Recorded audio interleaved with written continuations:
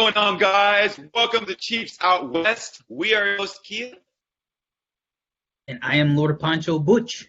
We are here to discuss week 2 in the COVID pandemic world. Chiefs versus LA Chargers. Butch, Chargers haven't been so hyped this year. Previous years were always, people are expecting an upset over the Chargers. Not this week. Why do you think that is? Because they're not very good anymore.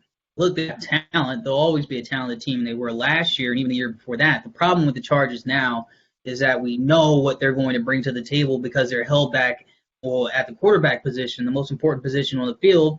That's why Anthony Lynn, former running back in the NFL, wants to just run the ball. Wants to run the ball, play action, not turn the ball over, play defense. And that just falls right into the Chiefs' hands. I think that's why nobody's really taking them serious until they can make some sort of substantial change at that position. Right. Yeah, we're seeing somewhat of a brand new Chargers defense, same receiver core, but no Melvin Gordon, no Phillip Rivers. So we'll see how it goes. But let's start off with the offense real quick.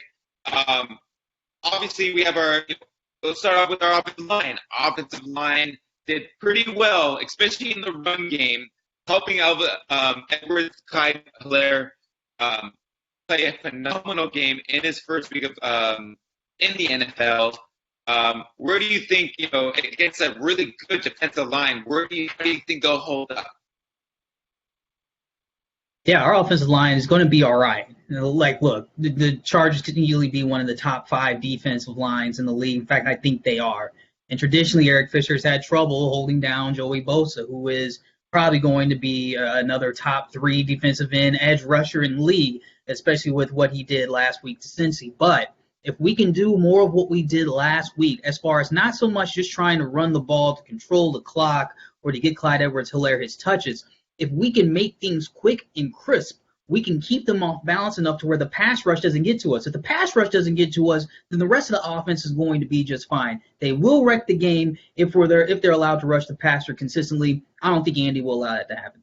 This will be actually one of the biggest tests to see where they're at because Bosa and Ingram are going to come hungry. They don't like us. They don't like the Chiefs, so they're going to try to wreck as much as they can. And plus, Nick Bosa, we beat his brother in the Super Bowl, so he might be coming with an extra revenge. So we'll see about that. One position crew that I am looking forward to, and I think this is going to be a great favorable on our side, is the tight end versus our safety. Derwin James is not playing. He's out, and without Derwin James, Kelsey has been having a good game. I mean, yeah, he was probably going to have even a decent game, even if Derwin James is going to be on the field. So now without him, the Chargers are left really with no one to handle Travis Kelce. And that's a problem. They've spent all week in practice talking about, man, what are we going to do? Who are we going to put on him? If we need to go man-to-man, do we use a corner? Do we use Chris Harris Jr.? Is it Rayshawn Jenkins? Is it Michael Davis? That type of conflict now means the extra attention has to go his way. They're going to have to bracket him on some of this. That's just going to open things up for guys like Clyde Edwards-Hilaire, who's going to have more catches out of the backfield. It's going to open things up for McCole Hardman, for Tyreek Hill, because they have to single cover someone. They can't bracket all of them. They can't bring attention to multiple players all at one time. And Travis Kelce, I mean, they let him go on 3rd down and in the red zone, forget about it. He'll end up with 2 touchdowns. Yeah, and one guy that you did talk about is Clyde Edwards-Hilaire. And, man, he had such a great game last week, his first NFL game. And I don't know, Chargers haven't played really against any kind of guy, especially on the Chiefs team, with his size and his way of looking through holes and being patient. So it's going to be awesome to kind of see how he plays and how they defend him. Is there an answer for Clyde Edwards-Hilaire for these Chargers defense? Simply put, no. Without Drew Tranquill, who is quite possibly their best coverage linebacker, the most fleet of foot linebacker, I don't know what they're going to do. Kenneth Murray didn't come out of college as some refined pass defending linebacker. They don't have Denzel Perryman isn't fleet of foot enough to be able to run with a guy like Clyde Edwards-Hilaire, even though he can deconstruct blocks and get there and make tackles one-on-one. Clyde is just a different breed. He'll eat these guys up if he gets even a half yard of space between them. And that's what's going to be the next level of this play calling from Andy for Clyde. It's going to be less of the run game, in my opinion, at least going into the second quarter, into the second half. More of the pass game, those angle routes, Texas routes. They might split them out wide and have fades and deep ends and slants. You're going to see the full bevy there, and the Chargers they don't have an answer for that thing. And moving on to our receivers, obviously we got Tyreek Hill, and we'll see with Sammy Watkins. We'll see how long he lasts. I'm thinking again he might not see him again until the playoffs, but hoping for another solid game from him. Mecole Hardman, I'm a little worried. I know it's early. I'm kind of afraid. We spent a second round draft pick on him. He has the speed. He's good. But the fact that Demarcus Robinson is still playing ahead of him, and Patrick Mahomes is still going to Demarcus Robinson, kind of scares me, Butch. I'm not happy about this. Where are we at with this? Yeah, you have reason to not be happy and to be concerned. Heck, I'm concerned too. Draft this guy so high so that he'd be able to get on the field and you'd be able to put Tyreek Hill next to a burner like Mecole Hardman. Even if you played him in the slot, you don't have to worry about him being on the line and getting jammed. You can put him in the slot and have him cook from there. And the fact that he's not getting those reps, the fact that Demarcus Robinson is getting those reps, tells me one of two things. Either one, he's not developing in his route running enough to get on the field, or two, Demarcus Robinson, they just value what he does on the outside and with blocking and be able to beat the press, that he's going to get more of those reps. Either one is disturbing because Demarcus Robinson isn't catching the football right now. If I don't see something in week 2, I'm basically going to give up for him until about midseason. Yeah, and there is some concern there because if Watkins gets hurt, and who else is going to step up? Demarcus Robinson has stepped up before 1 or 2 games, but we need more. We need more, and that's why we drafted Mecole Hardman. But we'll see how it goes. Last but not least, the king, the 25-year-old who is celebrating his birthday weekend. He's going to want to come lights out. He's going to come pumped. And on top of that, he's a different player, getting the ball out quicker, making more smarter decisions, turning his game. He only had 211 yards week 1 with 3 touchdown passes.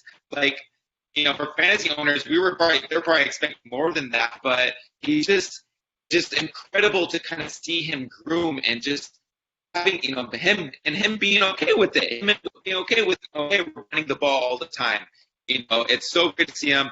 How do you see him playing in this game? Because Chargers do have the best time with Patrick Mahomes. They're the ones that can stop him a little bit. Well, Patrick is now at a point where I think people need to try to understand and appreciate what we're seeing right now, because it may not be 2018 where he's airing the offense out. That was just him running Andy's offense. Now Patrick gets to truly understand the roots and origins of Andy's offense, which is the West Coast. And when you go back and you watch the Bill Walsh Niners of the 80s and the early 90s, you go back and watch the Packers with Brett Favre when Andy was an assistant there back in the 90s, and they won Super Bowls back in 96. You'll see an offense that was timing. It was short, precise routes that were meant to dissect the defense in whatever scenario it wanted to be at, which is what we're doing now. You can see Patrick starting to embrace that. Shorter passes, ball control offense. What does that do? It's not just to take passing attempts away from Patrick Mahomes or to make the offense more conservative. It's to get the defense to start reacting in ways that they may not prepare for. They're preparing all week to be able to back up and play, routes 50 yards down the field. Now they're forced to come up because those are chewing them as well. That's when you'll see Patrick Mahomes bide his time and bomb them over the top. It is beautiful to watch. You'll see it again in week 2, and it'll be enough to have him win. And the fact that Patrick Mahomes now has a running game just makes him a little extra scary. Let's go to the defense. D-line, still suffering with more losses. Obviously Mike Pinnell's still out. Now we got Kalen Saunders, who's another guy who does really well with the run. Alex Okafor, who kind of comes in and out on the edge.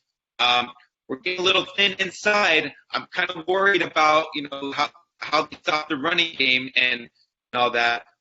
What are your thoughts about that? Like, look, so they're going to be without Mike Pouncey, starting center.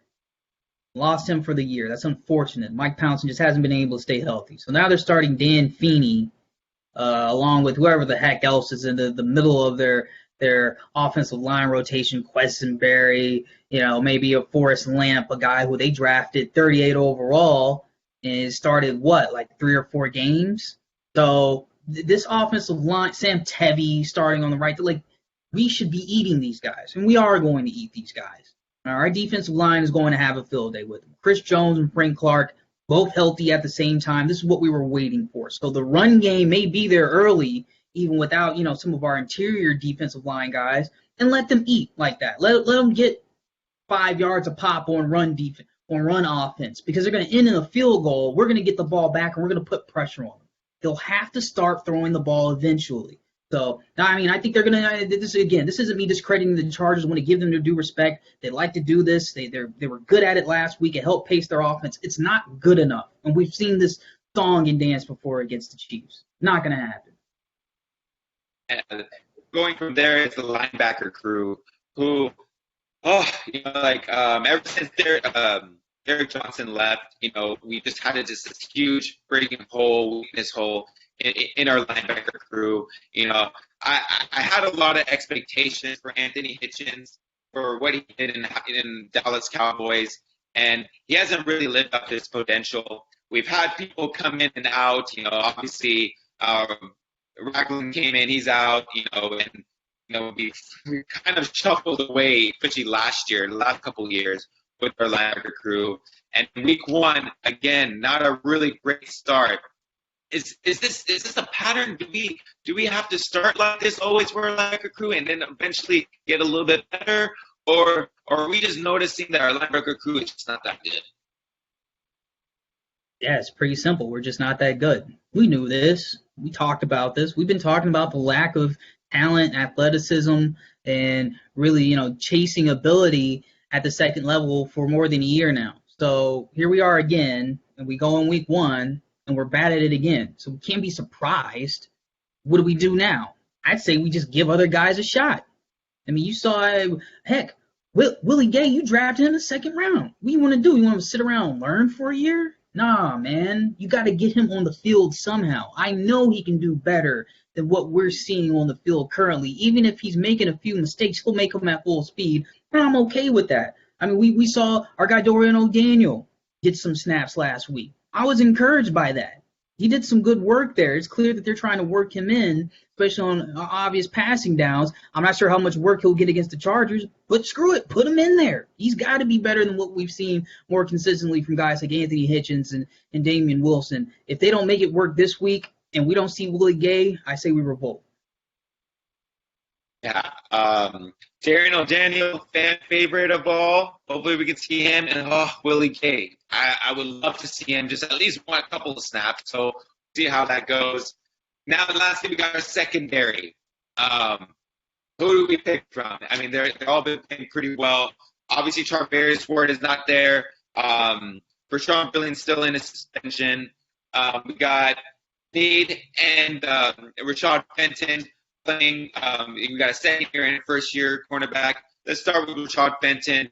He got a lot of experience last year. He even played in the Super Bowl, played pretty well, played most of the snaps against the last time we played against the Chargers. Where do you think he's at with his development? Is he ready for the starter role, or do you think he still needs some more time? Look, I like Rashad Fenton. I'm not sure if I'm necessarily willing to call him a starter yet. I think against this Chargers team, he's going to have some difficulties, because these two guys on the outside, Williams and Allen, they're all pros. They can actually play the game. What Rashad is good at, why he got drafted where he got drafted, isn't because he's some great athlete with oily hips. It's because he understands how to play leverage. And he's going to be able to do that when, he's lining up across from Keenan Allen, and he realizes he has inside help with, Juan Thornhill as the post safety. he's going to be able to mirror his coverage to keep Keenan Allen from getting to the outside. Likewise for Mike Williams, he's not going to be able to just press bail with him all day, but he's going to be able to do some things to get in the way of Tyrod Taylor's reads, and that's what we need him to do now. So though he's not going to be a starter, I think anytime soon, he will be more than serviceable, and I expect him to get reps on and off going into the future. All right. So now that we covered both offense and defense, Butch, what are your bold predictions? Yeah, I mean, so I guess this is somewhat bold, given that the secondary that we're facing is really good. You gotta give them their due. So Patrick Mahomes, he'll only throw for one touchdown, but he'll run for more touchdowns than what he throws for. That's my big bold prediction there. Woo! If that's true, I'm hoping it's not doing a QB sneak. I hope they stay away from it, and I hope they protect them. My bold prediction, you know what? I'm going to give it to Juan Thornhill with 2 interceptions. I think, he's a little pissed off that he got hurt the last week against the Chargers. And, why not have a big game right now against this 2 interceptions for him? Let's go, Juan Thornhill. Okay, now predictions. All right. What is it looking like for you, man? So I'll pull the curtain back a little bit. Kia and I actually recorded this a little earlier, only we didn't record it, and I was a little more bold on my score prediction than what I'm going to be on this one. So I'm going to temper it down a little bit. I'm going to punk out a little bit. I'm going to give it to the Chiefs 26-13. 26-13. Okay, not bad. Yeah. So listen, I feel like this is a brand new defense. Brand new offense Chiefs are bringing. And why? Because of Clyde Edwards-Helaire. Y'all remember what happened when Patrick Mahomes first played the Chargers? He threw 4 interceptions. And in this game, I'm not saying he's going to throw 4 interceptions, but the Chargers are facing a Chiefs team with a running game. We didn't have a running game last year very, very much. So I think this is going to be, Chiefs are definitely going to score 31 points. I do think, though, our defense is terrible during garbage time. So I do think Chargers are going to put up some points today, but I don't think this is going to be close. 31-24, Chiefs over the Chargers. That's my prediction. But that's all we got. Thank you, guys. Hope you guys enjoyed it. Go Chiefs. Yay. Woo.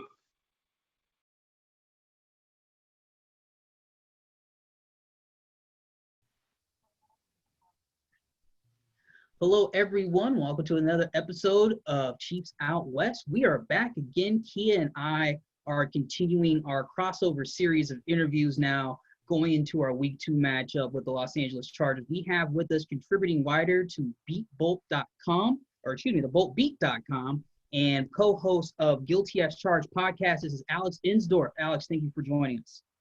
Yeah, thanks, man. Happy to be here and happy to hopefully beat you guys up on Sunday. Maybe. I don't know. Dude, I like it. No, you got to have confidence in yourself. I actually have confidence in the Chargers as well to do what they did to the Chiefs most of last year and hold them back in a little bit of points. But before we get to that, I have a draft question for you. I actually kind of like what the Chargers did in the 2020 draft class. What about you? What did you like that came out of that class? What did you not like about what came out of that class? So, I mean, really, your opinion on the draft class kind of depends on what you think about Herbert, really, because that's the splash 6 pick with the quarterback, that they haven't done in a very long time. I'm kind of mixed on Herbert, but I've liked what I've seen in his development so far. And then, obviously, I love the move to go up and draft Kenneth Murray. I think he's a stud, and I think he played pretty well in Week 1, and I think he's going to be the middle linebacker pretty much of the future. Joshua Kelly had a monster game last week, which I was surprised by. I did not expect him to, come across kind of that quickly. And, other than that, the rest of the draft was kind of your 5th, 6th, 7th round guys who, might be hit or miss. But, I like what they did really in those first 4 rounds, kind of establishing the team. Yeah, I hate to say it, but they got one of my draft sleepers in Joe Reed. Go ahead and mark him. Oh, yeah. I got to start using that guy, but he's going to be good. Right. Yeah, I think he's going to be awesome. I've watched his film and I feel like he's the third best receiver on this team. But for in the Bengals game they only played him 3 snaps, and it made me just mad that they're not playing him more. All right, Kia, on you. All right. Well, Alex, thank you again for coming onto our show. So, there's no preseason. There was no preseason this year, obviously with the pandemic, and they're shortening it. But I mean, for the Chiefs, we already have our team. We had a lot of experience. We have like most of our guys coming back. But for the Chargers, Phillip Rivers is gone. Melvin Gordon's gone. The leadership on the offense is kind of changing. Does no preseason game does it impact teams like the Chargers? I think it does, and I've gone back and forth with people because their offense was sort of kind of ugly this week versus Cincinnati, and it's not just Tyrod. It's their offensive coordinator is a rookie offensive coordinator, first year in Shane Steichen. So, you have that, you have Tyrod, you have the fact that they drafted Herbert. There's just a lot of new pieces that I think a preseason would have benefited. And not just a preseason, but having OTAs, having all of those activities too that ended up getting canned because of COVID. So I think teams like the Chiefs, like the Ravens, are benefited kind of by this system, and being able to kind of run it back. The Niners are in that kind of group too. I think any team that was really a contender and kept their teams together most part, I think benefited. But I think if the Chargers kind of grit out these first 4 or 5 weeks, then they can kind of stay the course, and I think they'll get better as the season goes on. Yeah. Nice. Yeah. Oh, nice. Yeah. They're still very talented. So, but yeah, we'll see how it goes. Yeah, I mean, you're absolutely right, and you spoke a little bit on Shane Steichen there. He was actually correct me if I'm wrong, he was a quarterbacks coach and got himself promoted up to OC. Right. Mm-hmm. Going further into the offense, if you could give us how would you summarize the offensive philosophy for Shane and what he's doing with Tyrod right now? I think the biggest part of the philosophy for the team is don't turn the ball over. This feels like a weird thing to say, but in the last seasons against the Chiefs, there's a stat, I think, in the last 6 games that the Chiefs have beaten the Chargers 17-2 in turnover ratio. So that's a stat where, Phillip Rivers is throwing turnovers, and I think they really just want to stress taking care of the ball. I obviously think they're going to want to run the ball a lot. They have Eckler, they have Kelly. And they have a better offensive line now with Brian Bulaga and Trey Turner, who will play this week. So I think they really want to stress just taking care of the football, not making mistakes, and running the ball, which is very different from what they had before. But I think if you're not committing as many turnovers as you did with Rivers, I think it will play to their favor. Nice. Yeah, and going off for the running back crew, I felt like Eckler looked so hot and sexy with Melvin Gordon in the backfield. I thought their duo was pretty awesome, pretty threatening. But it is just one game, but I just didn't see that. I don't know. I don't have that much fear with just Eckler. And do you think, the loss of Melvin Gordon really puts a huge toll on this running game? Do you think the Chargers are going to miss them a lot this year? No. I don't think Melvin Gordon really played well towards the end of his time in Los Angeles. His last really great year was 2017. That was when he averaged 5.1 yards a carry. He was just a beast that season. 2018, I think he was all right, and 2019 was really when he started fumbling, committing turnovers, and not having the yards per carry to go along with it. So I think it was time to move to Eckler. And Melvin Gordon had a pretty questionable Monday Night Football debut with the fumble, and he didn't really have a hot debut either. I thought Eckler had a pretty good game. He had 20 carries, 84 yards. So he did all right, and Kelly picked up some of the slack there. So I think it's just going to take time to get used to him in the number one role since he's been playing the number two all these years. But yeah, no, I think he'll be better than Gordon, I think, in the long term. Yeah. Of course, Chargers fans seeing that fumble and thinking to themselves, yeah, that's all right. Exactly. That's a good point. So on to the defensive side, at least for my question. Drew Tranquill, unfortunately, it looked like a pretty bad injury. He'll be out for the season. I think it was actually designated he'll be done for the season. What did he bring to the defense? What will the defense be missing now without him, and how do you try to replace that? I mean, really, he just brought the interior presence. He was one of the best tacklers on the team last year. Thomas Davis, I think, had the most tackles, and Drew Tranquill was second on the team. So that's definitely a hole that's hard to replace. I think it's a little easier to replace him than it would have been if they hadn't taken Kenneth Murray. So I think Kenneth Murray is definitely an addition that helps ease the loss of Tranquill, but there's not really a lot you can do to replace him in the immediate, right? Obviously, they'll be playing presumably Denzel Perriman more. You'll be playing Nick Vigil more, and they brought up Asmar Bilal from the practice squad, who was one of Telesco's Notre Dame guys. So, they'll try to do what they can to replace him, but yeah, it's definitely a big blow. Yeah, and one other guy that I'm actually happy that he's not playing, but it's Derwin James, who he covered, I guess the last game he played against the Chiefs, he basically shut Kelce down, and right. such a good safety, such a good important piece in that secondary. He's not playing. So what are we looking at? Like, do you guys have confidence that you guys can cover Kelce? Who's going to be replacing him? Yeah, I honestly don't know what their plan for Kelce is. Derwin James was the guy who got him in week 17. He had 3 receptions, 24 yards. If you go back to the Mexico game, which was when Derwin James was still hurt last year, they had kind of a mix of guys. They had Thomas Davis cover him. They had Rayshon Jenkins. They had Michael Davis, and obviously it didn't really go too well because he had 7 receptions for 92 yards and a touchdown. So Derwin James is definitely a huge loss when it comes to covering Kelce. I don't really know what they're going to do. I mean, I think it'll be a mix of guys. Rayshon, I think, will get, because he's the starting strong safety, I'm sure he'll get some looks at him.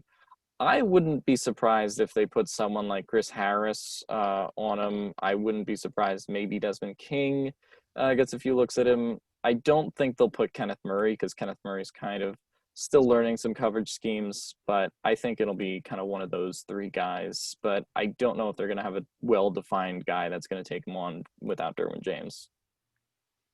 Yeah, that's an excellent point, right? Of course, that Travis Kelce being probably the centerpiece of the Chiefs' offense and part of what makes it go. So that might dictate a lot of what happens in this game. You're absolutely right. Another question for me. So I want you to fill in. This is going to be a fill-in-the-blank question. All right. Mm-hmm. So the Chargers will win this game on Sunday if blank. Chargers win this game on Sunday if they win the turnover battle. That's been the biggest thing against the Chiefs for all of these years. It's crazy to me just looking back at the Mexico game that Phillip Rivers really threw 4 interceptions and they somehow still only lost by 7 points. Like that's the kind of stuff where it's like, this team, if they just cut down on the turnovers, like, you still want to move the ball, obviously, but, punting the ball to the Chiefs isn't as bad as throwing an interception that puts, Tyrann Mathieu returns it all the way down to the 6-yard line, like in the Mexico game last year. So I think that, cutting down on the turnovers, if you win the turnover battle, you can force maybe the Chiefs fumble or Mahomes throws a pick. I think that's the way that you win this game. Yeah, no, I was really happy with Phillip Rivers last year. He gave us the game a couple times, and even when I was like, I don't know if we have this, and then he throws another interception, I'm like, okay. Right. You watch the game against the Jaguars. He's out there. He's in rare form, dude. He's throwing it 2 open Jaguar defenders. Yeah. I love Phil, but I think it was right to move on from him at this time. And, I just feel bad for him because his arm is kind of shot at this point, and his decision making just wasn't the same as it used to be. So, I hope it works out for him on the Colts, but I don't see them making a really deep playoff push this year. Yeah, agreed. And my last question is, who, because especially this game on Sunday, who should the Chiefs really be like watching out for that we don't really know much about? Is there a player that you're really excited for to see against the Chiefs? If there was a player to really worry on, I would say probably Joshua Kelly. The Chiefs have never played him before. He had a really great week 1. Justin Jackson is hurt, so Joshua Kelly's going to be the second running back. Just what I watched of him on tape last week, he has really great agility. He can he has really great physicality and leverage as well. In a way, I wouldn't say he's Clyde Edwards-Helaire, but he's kind of like, he has some of his skill set, I think. And I think because they've never played him, I wonder if the Chargers use him more as an option this week. So I'll say Joshua Kelly is the guy that the Chiefs probably need to worry about that they haven't played before on offense. Yeah, and I gotta admit, when the Chiefs are on defense covering those running backs, that's what I'm a little afraid of. Yeah. Yeah, we're giving up 25 catches over a 2-game series to Austin Eckler. We can start giving some of those to Joshua Kelly. No, I'm here for it. Whatever. All right, last question for me, and then we'll get you out of here, Alex. We're gonna put you on the spot here. Score prediction for Sunday. Yeah, so I made my score prediction on the podcast, but I think the Chiefs win 30-21. I think the Chargers keep it close for the game. They never really get blown out by the Chiefs. I put a stat on my Twitter of AFC West teams who have played the Chiefs in the last couple of years. So in the Mahomes era, the Raiders are -88 against the Chiefs. The Broncos are -55 against the Chiefs, and the Chargers are -26. So the Chargers never really get blown out in the games that they played in the Mahomes era. So I think they keep it close. Maybe the Chiefs pull away with a late touchdown. I just don't know if the offense is developed enough to this point in the season to quite keep up with the Mahomes, that Mahomes style offense. So I'll go, Chiefs 30, Chargers 21. All right. Well, there you have it, folks. That was Alex Insdorff, contributing writer to BoltBeat.com, co-host of Guilty as Charged podcast. The Chiefs are going to end up winning, going 2-0 at 30-21. You'll be seeing starting defensive end Tano Passanio playing defense there, just in case you wanted to know that. Alex, again, thank you so much for your time, brother. No problem. Thanks, man. Appreciate it.